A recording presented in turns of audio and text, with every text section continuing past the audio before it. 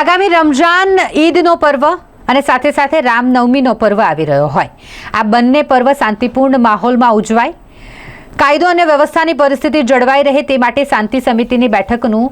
Police દ્વારા આયોજન કરવામાં આવ્યું. વડોદરા શહેરના ગોરવા અને જવાહરનગર પોલીસની ટીમ દ્વારા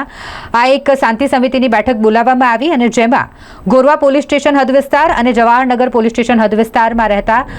બંને ધર્મના સામાજિક આગેવાનો અને શાંતિ સમિતિના સભ્યોને ગોરવા પોલીસ સ્ટેશન ખાતે બોલાવવામાં આવ્યા હતા અને જ્યાં તેમની સાથે શાંતિ સમિતિની બેઠકનું આયોજન કરવામાં આવ્યું. Zone 1 DCP